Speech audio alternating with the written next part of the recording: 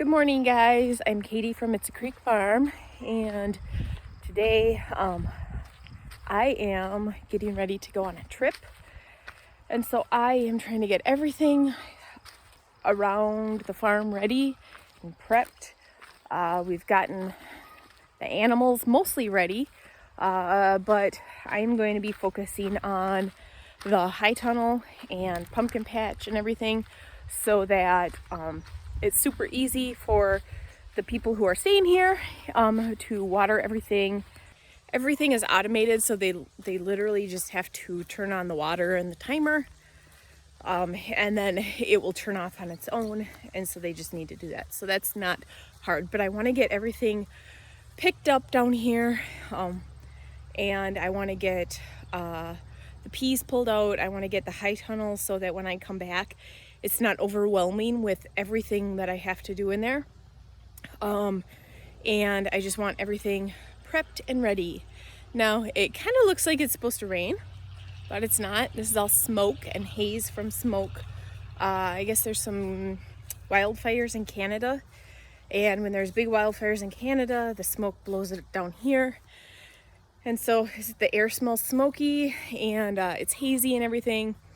Lily's poor horse Rusty is really struggling with his heaves, and so there's really not much we can do. We can't put him in the barn because it's too dusty in there. Everything is so dry here. I just was looking on our rain gauge, and in the past 30 days we've only had a half an inch of rain, and that was at the beginning of the month.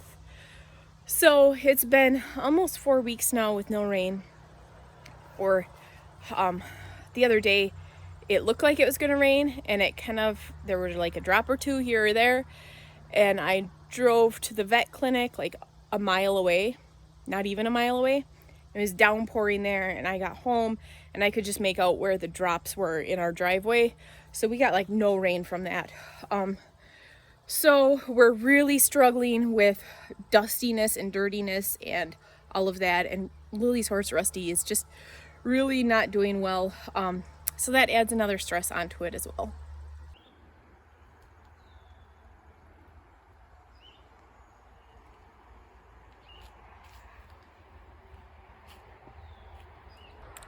I don't know if you guys have ever smelled pumpkin blossoms before, but man, they smell amazing. I can actually smell them in the high tunnel over the smell of the smoke. So that is pretty wonderful, I think.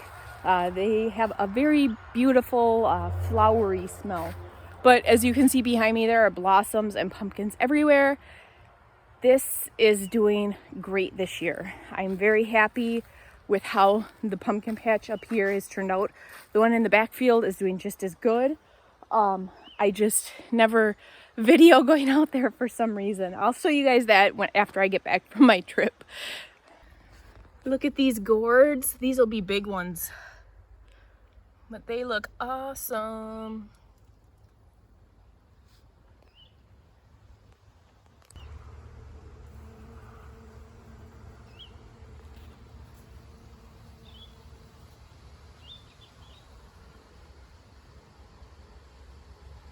As you can see behind me, the tomatoes are huge, and they are definitely 7 feet-ish tall. They are towering over me. I want to get these guys all pruned as much as possible because I know that the suckers on these will be massive by the time I get back. So I'm going to start there and start pruning the tomatoes and getting everything raked up and cleaned up and weeded, and then I'm going to move on to pulling out the peas.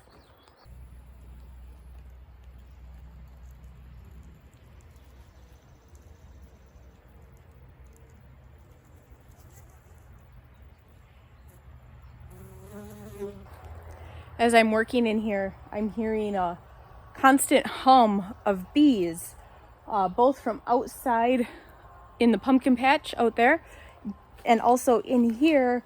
There's bees everywhere, and you can see here the peas or the beans are covered in blossoms,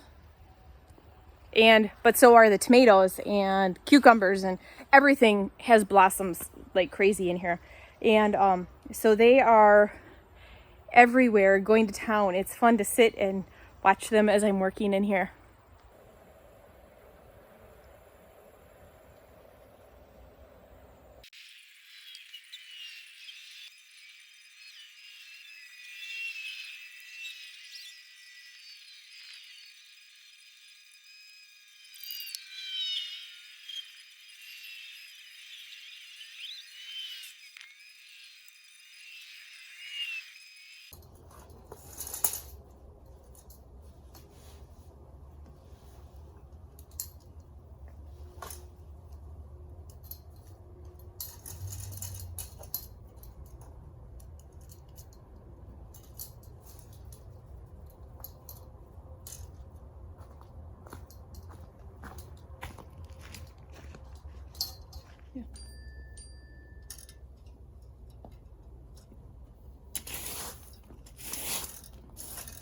All right, I got that done and got it weeded. I got it cleaned up.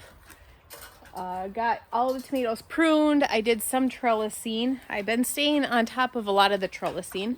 Then here's another row. This is the younger batch of tomatoes. There's a lot of them are my height now. And then here is the peppers and the melons. I would like to come down this evening and maybe prune some melons again. I spent a few hours down here the other day and got a good chunk of them, but they grow so quickly that you can't tell anymore. So I might get to that, I might not. But the rows here are all looking really nice and they're all weeded and everything. So now it is on to the peas. So let me show you what we're gonna do with that. Peas are starting to die. It's way too hot in here. And then down those ones that are down there, those are also, they have like a mildew on them and they are also pretty dead.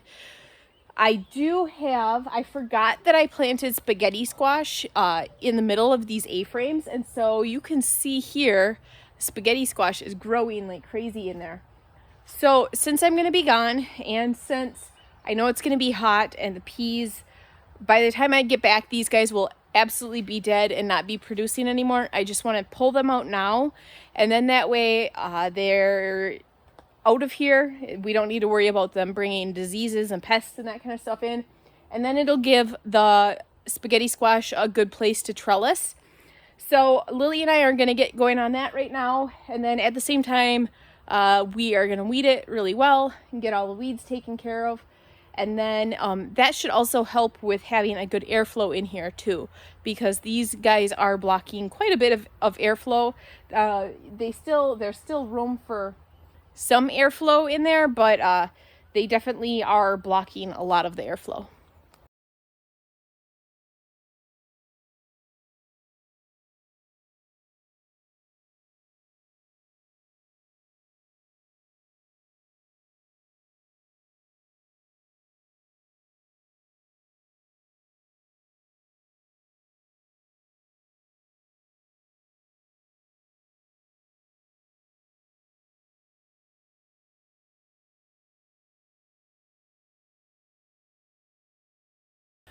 All right, got that done.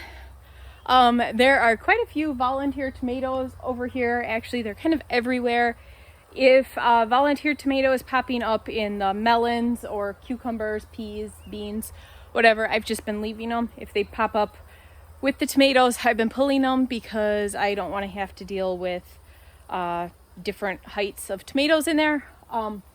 But some of them already have tomatoes already. It's kind of funny that I didn't notice that earlier. I mean, I noticed some of them. I didn't realize they were that far along yet. So that's kind of crazy. But you can see our zucchini or our spaghetti squash are all going up. And then we've got zucchini on the ends and then down there. So that will help a lot. The peas down there did have you can see the white trellising there. They did have like a powdery mildew, and I'm not quite sure what that is. I'll research that a bit. I did kind of wash everything off down there and sprayed it, and I got the carrots watered really well because those are along the back of the wall.